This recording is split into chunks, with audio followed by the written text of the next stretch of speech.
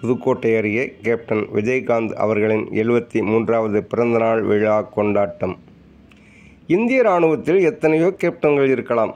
ஆனால் தமிழ்நாட்டை பொறுத்தமட்டிலும் கேப்டன் என்றால் ஒருவர்தான். அவர் திரைப்பட நடிகரும் தேசிய முற்போக்கு திராவிடர் கழகத்தின் நிறுவனருமான விஜயகாந்த் தான். அவரது தொண்டர்களுக்கு இராணுவத்தில் பணிபுரியும் கேப்டனின் செயல்பாடுகள் தெரியுமோ தெரியாதோ, விஜயகாந்த் அவர்களின் ஒவ்வொரு நாடி நரம்பின் துடிப்புகளிலும் வெடித்து கிளம்பி இருந்ததால் அவரை பற்றி நன்கு அறிந்து வைத்திருந்தார்கள். அதனால்தான் அவரது ரசிகர் மன்ற உறுப்பினர்களாக இருந்தவர்கள் கட்சி தொடங்கிய பிறகு ஆற்றிய செயல்பாடுகளால் ஒருமுறை சட்டமன்றத்தின் எதிர்க்கட்சி வரிசையில் அமர்ந்து வரலாறு படைக்க காரணமாகவும் ரசிகர்களும் தொண்டர்களும் இருந்திருக்கிறார்கள் என்றால் அது மிகையாகாது. அந்த வகையில்தான் விஜயகாந்த் அவர்கள் திரைப்படத்துறையில் புகழின் உச்சத்தில் இருந்தபோது விடுதலை புலிகளின் ஆதரவாளராகவும் தமிழீழம் கிடைக்க வேண்டும் என்ற கொள்கையில் உறுதியானவராகவும் இருந்தார். தனது மகனுக்கு பிரபாகரன் என்ற பெயரை சூட்டினார். தனது பிறந்தநாளான ஆகஸ்ட் 25ஆம் நாளை அவர் மட்டுமல்ல, ரசிகர்களும் கொண்டாட வேண்டாம் என்று அறிவித்ததன் பின்னணியில் இந்த கொள்கை உடன்பாடு இருந்தது. மேலும் ரசிகர்கள் கேட்டுக்கொண்டதற்கு இணங்கி அந்த நாளை வறுமை ஒழிப்பு தினமாக கொண்டாடுங்கள், தங்களால் இயன்ற உதவிகளை ஏழை மக்களுக்கு செய்யுங்கள், அந்த உதவிகள் ஏழை மக்களுக்கு மிகவும் பயனுள்ளதாக இருக்கும் என்றார். அதற்காக உருவான வாசகம்தான் இருப்பதை செய்வோம் இல்லாதவர்க்கே என்ற வாசகமாகும். அந்த வகையில் தமிழக அளவில் மற்ற மாவட்டங்கள் எப்படி என்பது ஒரு புறம் இருக்க, புதுக்கோட்டை மாவட்டத்தை பொறுத்த மட்டிலும் கேப்டன் அவர்களின் பிறந்தநாள் கொண்டாட்டம் என்பது மிகச் சிறப்பாக கொண்டாடப்பட்டு வந்திருக்கின்றது. குறிப்பாக திருவரங்குளம் என்று சொன்னால் தமிழக அளவில் ரசிகர் மன்றங்களுக்குள்ளும் கட்சி தொடங்கிய பிறகு கட்சி அளவிலும் பேசுபொருளாகிவிட்டது. அதற்கு இன்னொரு காரணமும் உள்ளது. கேப்டன் அவர்கள் அறிமுகப்படுத்திய தமிழன் என்று சொல்லடா, தலை நிமிர்ந்து நில்லடா என்ற வாசகத்தை முதலில் பட்டி தொட்டி எங்கும் கொண்டு சென்றது புதுக்கோட்டை மாவட்டம் என்றாலும், குறிப்பாக திருவரங்குளம் ஒன்றியம் என்றால் அது மிகையாகாது.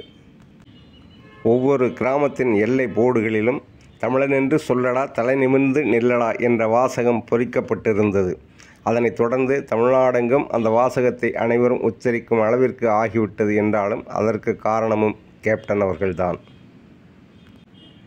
இந்த ஆண்டு அவருடைய 73வது பிறந்தநாள் கொண்டாட்டத்தின் ஒரு பகுதியாக ஆலங்குடியை அடுத்த அரசடிப்பட்டி நாள்ரோட்டில் அவரது திருவுருவப் படத்திற்கு மலர் தூவி மரியாதை செய்யப்பட்டது. அதனைத் தொடர்ந்து அவருக்கு பிறந்தநாள் கேக் வெட்டி அதனை தொண்டர்களுக்கு வழங்கி கொண்டாடினார்கள். மேலும் அங்கு ஒரு தனியார் திருமண மண்டபத்தில் வைத்து அசைவ விருந்தும் பரிமாறப்பட்டது.